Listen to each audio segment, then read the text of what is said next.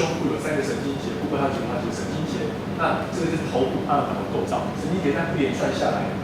那头部断掉没关系，它有自己的神经节控制它的脚的移动，所以它不会因为头断掉就动不了。哦，还可以回正时。好，那神经节为什么要看这个呢？因为其实我们在神经的研究上很多，它的材料来源很广，你跟它取得都可以做解剖，也会有人生气，会觉得好恶心、好可怜，会觉得可怜，所以大家做很多神经方面的研究。那甚至有人从蟑螂的体内的分泌物质去研发出一个强心剂，可以让我们心脏不要马上停止，可以让它变强起来。目前在研发当中。好，基本上好就这样子。那接下来我们要讲的几种蟑螂哦，一个是美洲家里就是美洲蟑螂，再是灰色体里就是有灰色的蟑螂，再来苏利南浅源就是一种在土里面生活的蟑螂，还有就是马达加斯加蟑螂，就刚讲这种大致的。哎，第一个现在在常见这一种，光线明不明显？什么啊？增加很多，增加很多，我们也很多，哎，我们真的很多，不用给我们。你们家出现蟑螂表示你们家是有食物有包好。最好是把你那些包装的食物，可能会散发气味，都把你玻璃罐装起来，否则味道气味跑缩在以后，然后再吃的这样。那有一只出现，表示你家已经一窝了，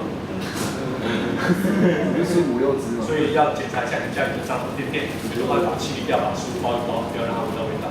蟑螂便便吗？蟑螂便便长怎样？就黑黑的，大概1公米这样大，黑黑的，然后干掉变灰色。床上的天灵会讲，是看过不知道。好啦，这个黄色的光不明显的是美洲来的，很多家里有居住。那底层大家知道我们的很常见。澳洲的话就不一样，因为我们没有活体。我们再来灰色体点长这个样子，颜色不太一样，花花的，像树皮的样子。那这一种呢，比较特别，因为它是卵胎生的，它不会产卵鞘，而是把卵鞘吐出一点点，再吸回去。然后之后时间到了就从屁股跑出小虫子来，卵鞘很薄，它就直接在体内吸收掉了。卵鞘会排出来，它会吸收掉但是就一坨像皮一样的东西，就变成虫子出来。好，它俗称龙虾蟑螂，但是为什么龙虾我不是很清楚？是它背上包像龙虾的背像，我不知道。好，在体长大概只有3公分而已，不会很大，所以它算中型。台湾就有了，但是它原产地是在非洲。那我们这些美洲、澳洲基本上原产地是非洲左右。它不是说美洲就是在美洲出来的，而是它发现地点是在美洲发现，但是现在全世界都有，还是叫美洲蟑螂。好，再来苏联的潜灵，又叫做潜伏蟑螂，它会躲在土里面。你们有挖过蚯蚓的经验吗？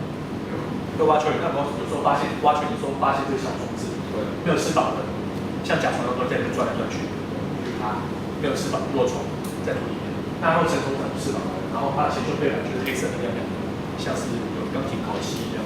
所以看到这东西在土里面常见，所以我们养这只狗跑出去玩没关系，它在土里面可以生活，然后不影响保健生态。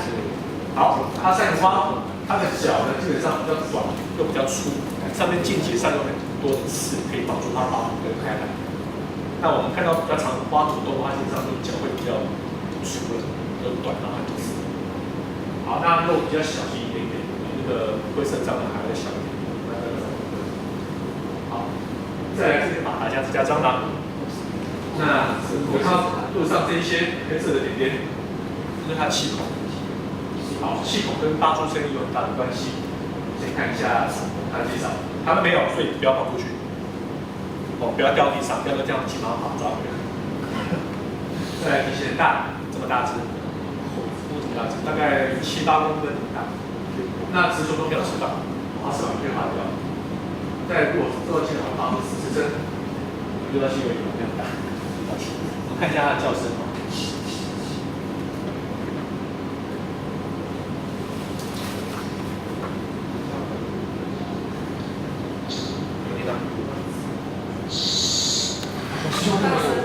大声。那为什么它要叫呢？这个怎么叫呢？排气受刺激受到惊感它就叫，它这样可以吓到一些天敌。那如果没有耳朵就不听了，对其他的像蜘蛛就没有用，还不那阿波针其实还有人说是有跟求偶有关系啦，只是我是不知道求了，可能声音不太一样。那我要讲什么？叫完，好，它怎么叫？从哪里叫？系统怎么叫？压缩，压缩，震动。你们玩过球球？就是压的这个叫，球那种，它就是一个小孔，让空气通过这小孔会发出嘶嘶的声音，它也是一样的功能。那其实你看昆虫的腹部这么大一点点，事实上它是可以伸缩的，它可以靠你的肌肉把它撑开来，让空气迅速到体内去，再用力压缩把它的空气挤出来。所以它就是用这种方式把它的系统可以当成一个小窄孔，然后去喷气发出声音，我们叫做喷气发音或者窄孔发音。好，所以蟑螂大概这样子。好，那课程规划方面的话，这只是一个案例，你们可以看人数多或少。如果人数少的话，可能10个人以内，你可以全部待在一起做解说。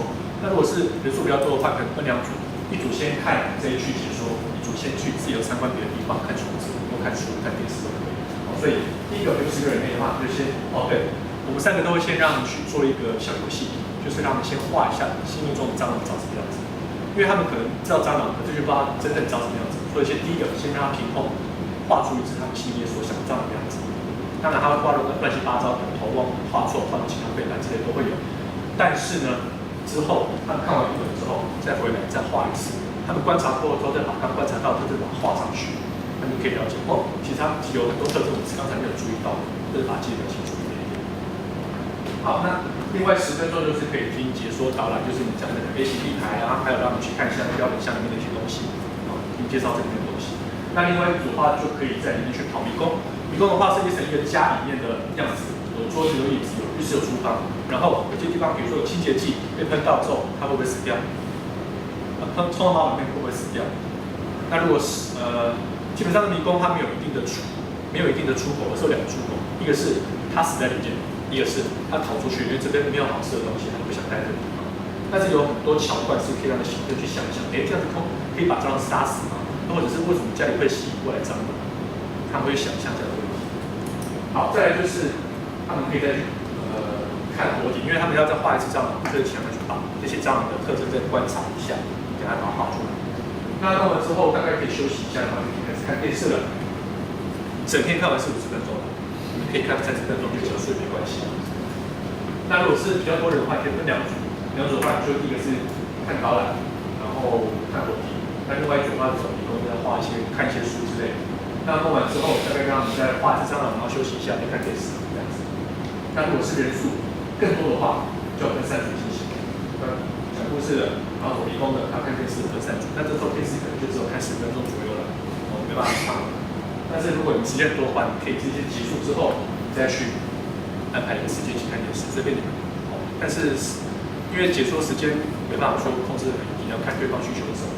所以他们如果有要来看的话，你先问清楚他们是几个人来看，多大年纪的，要看多久，都问清楚，你还比较好规划该怎么去上这个课程。通常是我们是国小1节课的时间，那大概是40分钟的时间，然后大约是1个班到2个班，所以大概是50个人以内。50个人，对，40个到50个。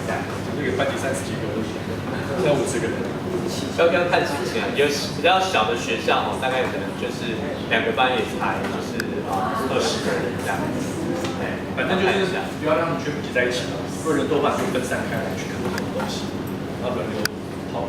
一段时间之后就跑关，然后换关上去，大概这样子哈。所以，再来就是有一些我看一些书单了，不过如果买不到的话，你可以看其他的关昆虫或蟑螂的书都可以来看看。那这一本朱博士写的《蟑螂博物学》里面讲了很多有关蟑螂的知识，你们有空的话，希望会把这本读一下。会对蟑螂比较了解很多，可以讲很多故事给小朋友听。那这个图书馆应该有，说不定应该也可以翻得到。如果想买的话，可以正常，这个还 OK。只是图我觉得不太理想，我觉得图可以画给我看。好，那书单这些你们可以稍微参考一下，比如说打蟑螂，这个是汉生相的书啦。那它是一个日本人画的，他把他观察到蟑螂巨细靡遗的用用比较写实的方式把它画出来，那你会小朋友看比较容易了解。那再来，幸福的小强是一个绘本，它讲是一个小故事，是绘本的故事，就不是一个真实发生的，是想象出来的。但是他讲到一个小朋友，他为了要跟小强做好朋友，所以把自己家弄得乱。那后来发现2年之前我不知道，看到什么事。那这些是我在网上查到一些跟小强有关系的书籍。那你们有看到，还可以把它加进去，没关系，可以跟洪先生讲。因为也许这边会提供，就是会提供大概1到5套的绘片在课本设置里，然后再由这边社长去看他们做一些。好，所以基本上大概这样子，也差不多50分钟，有没有什么疑问？